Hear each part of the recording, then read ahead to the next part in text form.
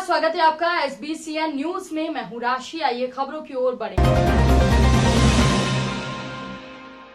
विक्रम विश्वविद्यालय के द्वारा ओपन बुक प्रणाली से स्नातक और स्नातकोत्तर के विद्यार्थियों की कई परीक्षाएं ली गईं, लेकिन इनके लिए एक ही दिन उत्तर पुस्तिका जमा कराने के लिए निर्धारित किया गया है। ऐसे में कोरोना महामारी के मद्देनजर एक दिन में सभी विद्यार्थी उत्तर पुस्तिका जमा करने पहुंचेंगे। इससे भीड़ बढ़ेगी और संक्रमण फैलने की संभावना और ज्यादा बढ़ जाएगी। इस संबंध में नीमच PG कॉलेज के प्राचार्य ने जानकारी देते हुए बताया कि विक्रम विश्वविद्यालय के कुलपति अखिलेश पांडे से वीडियो कॉन्फ्रेंसिंग के माध्यम से चर्चा की जाएगी। संबंधित विषय के बारे में अवगत कराया जाएगा और इस तरह की व्यवस्था सुनिश्चित की जाएगी जिससे परीक्षार्थी उत्तर पुस्तिका जमा कराने के अगले दिन मिल जाए, ताकि संक्रमण फैलने का खतरा कम हो जाएगा, विद्यार्थी भी सुरक्षित रहेंगे और महाविद्यालय परिवार को भी किसी तरह की परेशानी नहीं होगी। समाचार प्राप्त हुआ है कि 3 बजे माननीय कुलपति जी डॉक्टर अखिलेश पांडे जी परीक्षा के संबंध में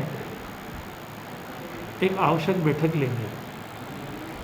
मुख्य मुद्दा यह है कि हमने जो संग्रहण का दिन एक दिन चुना है, तो हम ये मानते हैं कि उस दिन विद्यार्थियों की भीड़ ज़्यादा हो सकती है और जब भीड़ ज़्यादा होगी तो संक्रमण का खतरा भी ज़्यादा होगा। तो हमारा प्रयास है कि इस संबंध में हम उनसे विस्तार से अपनी बात रखेंगे और हम ये चाहेंगे कि आर्ट्स फैकल्टी का, कॉमर्स फैकल्टी का और साइंस फैकल्टी का और उसी तरह से स्नातकोत्तर का संग्रहण का जो दिन है वो अगर अलग अलग हो जाता है तो हम भीड़ भाड़ से बच जाएंगे और विद्यार्थी भी बिना संक्रमण के अपनी उत्तर पुस्तिकाएं जमा करा पाएंगे और हमारा काम भी आसान हो जाएगा। नीमच मंदसौर संसदीय क्षेत्र के सांसद सुधीर गुप्ता ने आज नीमच के दशहरा मैदान स्थित टाउन हॉल पर आगामी बारिश के मौसम के मद्देनजर नगर पालिका के साथ अन्य विभागों के अधिकारियों के साथ समीक्षा बैठक। इस संबंध में आवश्यक दिशा निर्देश दिए। बैठक के दौरान कई अधिकारियों से सांसद ने चर्चा की और इसमें प्रमुख रूप से नीमच शहर के अंदर से होकर गुजरने वाले नाले के वर्तमान हालात, जल कुंभी की समस्या, बाढ़ के दौरान निचली बस्तियों में पानी भर जाने के संबंध में विशेष रूप से चर्चा की। बैठक में नीमच नगर पालिका के पूर्व अध्यक्ष राकेश जैन, बीजेपी जिला अध्यक्ष पवन पाटीदार, संतोष चोपड़ा, बबलू भटनागर, पूर्व बीजेपी जिला अध्यक्ष हेमंत हरित, आदित्य मालू, विजय बाफना, नीमच नगर पालिका के CMO CP राय के साथ कर्मचारी अधिकारी मौजूद थे। सोमवार को नीमच कृषि उपज मंडी में उपज की बम्पर आवक हुई। इसके बाद किसानों की काफी भीड़ यहां पर देखी गई। दरअसल शहर में भोजनालय बंद हैं। ऐसे में किसान कृषि उपज मंडी कैंटीन पर भोजन के लिए कतार में खड़े दिखाई दिए। कैंटीन पर सोशल डिस्टेंसिंग की धज्जियां उड़ाती दिखाई दी, जहां एक तरफ किसान बिना मास्क के एक दूसरे से चिपक कर खड़े दिखाई दिए, तो वहीं कैंटीन संचालक भी चेहरे पर मास्क लगाने के बजाय गले में लटका दिखाई दिया। मंडी प्रशासन की व्यवस्था पर यह सवालिया निशान खड़ा करता है। इतना ही नहीं, मंडी प्रशासन के द्वारा और किसी का भी ध्यान नहीं दिया जा रहा है, जबकि जिला प्रशासन ने सख्त निर्देश दिए हैं कि कोरोना से बचने के लिए सोशल डिस्टेंसिंग का पालन हो। इसके लिए प्रशासन ने व्यापारी, हमाल, मिलावटी और मंडी प्रशासन के सभी कर्मचारी पर कोरोना वायरस के निर्देशों का पालन करने का आदेश दिया है। लेकिन जिस तरह की लापरवाही कैंटीन पर देखी जा रही है, वो खतरे की घंटी सुनाई देना जैसा लग रहा है। समय रहते मंडी प्रशासन को इस ओर ध्यान देना चाहिए। जिस तरीके से दुकानों के बाहर नगर पालिका ने गोले बनाए हैं, इसी तरह कृषि उपज मंडी में भी सोशल डिस्टेंसिंग का पालन करवाने के लिए कैंटीन के बाहर गोले बनाने चाहिए। साथ ही कैंटीन संचालक को भी हिदायत देने की आवश्यकता है। अनलॉक के बाद शहर के हालात अब सामान्य होते जा रहे हैं और ऐसे में नीमच कृषि उपज मंडी में भी उपज की आवक बढ़ने लगी है। रविवार के अवकाश के बाद सोमवार को खुली नीमच कृषि उपज मंडी में उपज की आवक बम्पर। आपको बता दें कि लहसुन के साथ ही मंडी में बड़ी संख्या में नीमच जिले के साथ पड़ोसी राज्य राजस्थान, अन्य जिलों से भी किसान अपनी उपज लेकर पहुंचे। उपज में बम्पर आवक का अंदाजा इसी बात से लगाया जा सकता है कि कृषि उपज मंडी के मुख्य गेट पर वाहनों की लंबी लंबी कतारें दिखाई दी और करीब 2 और 9 किलोमीटर से अधिक ये कतारें देखी गई। स्टेशन रोड और CRP रोड पर जाम के हालात दिखाई दिए। नीमच कृषि उपज मंडी में हुई व्यापारी किसान अभी भी दिखाई दे रहे हैं, क्योंकि लगातार उपज के दामों में भी अच्छी खासी आवक दिखाई दे रही है। इसके चलते दूर दराज से किसान अपनी उपज लेकर यहां पर पहुंच रहे हैं। दूसरी ओर लंबे समय से किसान अपनी उपज लगाकर बैठे थे और देनदारी अन्य कामों के लिए पैसों की आवश्यकता है।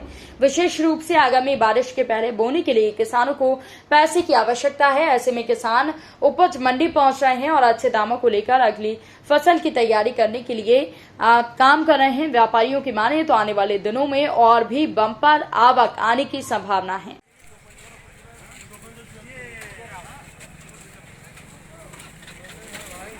मत लगाना है, आप लोग देने की चालू करो। मामा को बोलो ना।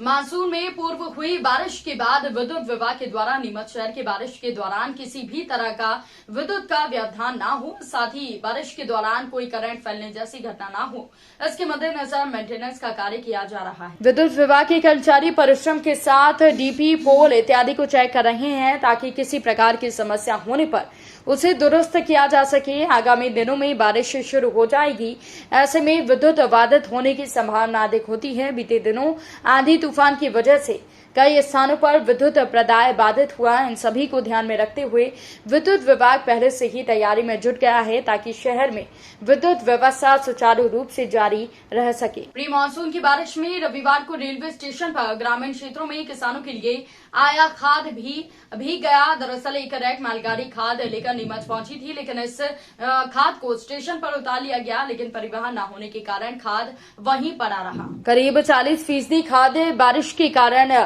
भी किया गया। इन खाद के कट्टों को सुरक्षित रखने के लिए ना तो कोई पाल की व्यवस्था की गई, ना ही कोई इंतजाम किए थे।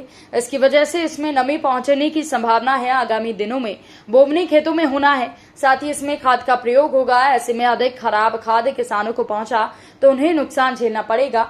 इतना ही नहीं, इस खाद को बिक्री के लिए सहकारी समिति और दुकानों पर पहुंचना था, लेकिन परिवहन समय पर नहीं होने के कारण ये भी यहाँ पर काम रुक गया। नीमच जिला चिकित्सालय में ऑक्सीजन प्लांट के लिए मशीनें पहुंची। विधायक ने माला पहनाकर ट्रक ड्राइवर का स्वागत। इस दौरान मौके पर सिविल सर्जन BL रावत भी मौजूद थे। इसके बाद विधायक ने नीमच जिला चिकित्सालय परिसर स्थित ऑक्सीजन प्लांट के लिए बनाए गए कक्ष प्लेटफॉर्म का निरीक्षण किया। प्लांट लगाने को लेकर अधिकारियों से चर्चा की। दरअसल एक समस्या आ रही थी, जो ऑक्सीजन प्लांट की मशीनें ट्रक में लायक थी, वो काफी लंबा था। इसलिए जिला चिकित्सालय में लंबाई और ऊंचाई की वजह से मशीन नहीं रास्ते को लेकर विधायक ने चर्चा की। इस दौरान जिला चिकित्सालय के civil surgeon BS Rawat, Neemuch नगर पालिका के CMO CP राय, सांसद प्रतिनिधि आदित्य मालू के साथ स्वास्थ्य विभाग से जुड़े कर्मचारी मौजूद थे। विधायक ने अधिकारियों से प्लान को जल्द से जल्द बनाकर चालू करने की बात कही।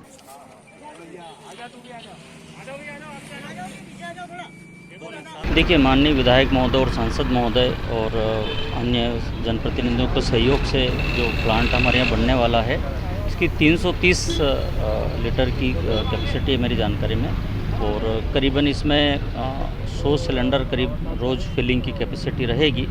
प्लांट का सामान आ गया है, तो उम्मीद है कि एक आध हफ्ता के अंदर इंस्टॉल होके ये चालू हो जाएगा और जिला अस्पताल के मरीजों को इसका लाभ मिलने लग जाएगा। सर, ये रिफिलिंग होगा इसमें या डायरेक्ट? इसमें दोनों ही सिस्टम रहेंगे। ये लाइन में सीधे सप्लाई भी करेगा और ज़रूरत हुआ तो हम सिलेंडर भी फिल कर सकते हैं। प्रतिदिन कितने सिलेंडर से भरा सकते हैं? इसमें लगभग 100 सिलेंडर के आसपास पर डे भरने की कैपेसिटी रहेगी। ये धार जिले से लाए हम, खलघाट से। काई के लिए लेकर? ये ऑक्सीजन के लिए हॉस्पिटल में लाए ऑक्सीजन।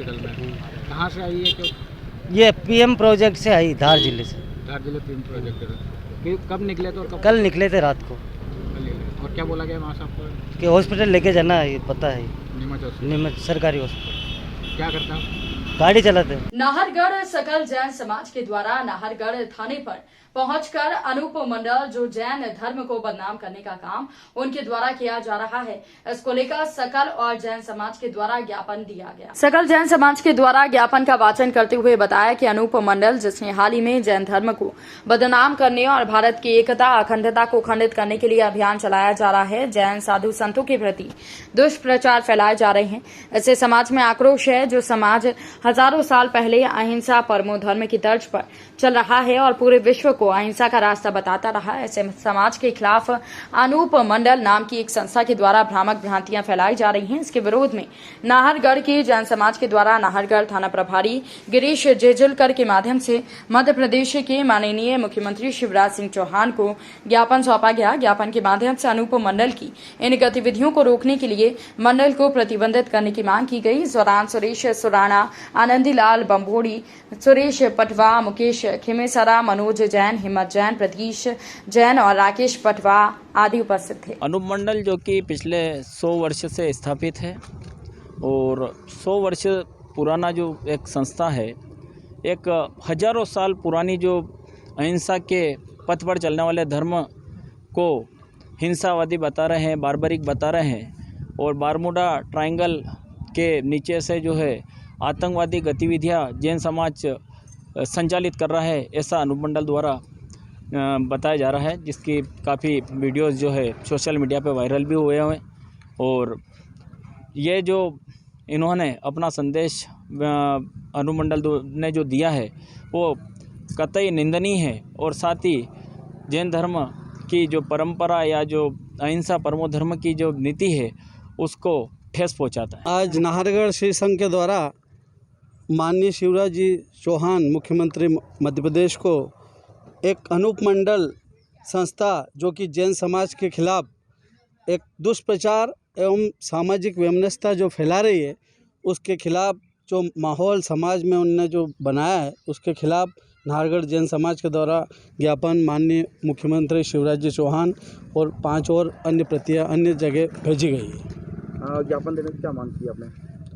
ज्ञापन देने में मुख्य मांग तो ये है कि जो अनूप मंडल राजस्थान में सक्रिय होकर जो जैन समाज के खिलाफ दुष्प्रचार कर रहा है उसके खिलाफ सख्त कार्रवाई की जावे, उसके खिलाफ बैन लगाए जावे और जो एक सामाजिक सौहार्द के जो वातावरण भारतवर्ष में है उसको जो इनने ठेस पहुंचा रहे हैं उनके खिलाफ सख्त कार्रवाई की जावे एवं जैन साधु साध्वी भगवंतों के ऊपर जो आज एक तरह से प्रश्न चिन्ह उनके विहार के ऊपर उनके ऊपर जो एक तरह से खतरा मंडरा रहा है, तो उसके खिलाफ भी सरकार के द्वारा प्रोटेक्शन किया जावे, यह मांग मुख्यतः की गई। पिपलिया मंडी में फ्रंटलाइन वर्कर्स 18+ का वैक्सीनेशन आज किया गया। इसमें पत्रकारों को कोरोना वैक्सीन लगाई गई और स्थानीय शासकीय कन्याशाला उच्चतर माध्यमिक विद्यालय में ये टीकाकरण किया गया। इसमें डॉक्टर दिलीप शर्मा ने जानकारी देते हुए कहा कि समाज का चौथा स्तंभ हमारे पत्रकार बंधु, इन्हें कोरोना काल में शासन प्रशासन के साथ मिलकर बढ़ चढ़कर सेवाएं दी, चाहे कोविड केयर सेंटर का काम हो, जागरूकता को लेकर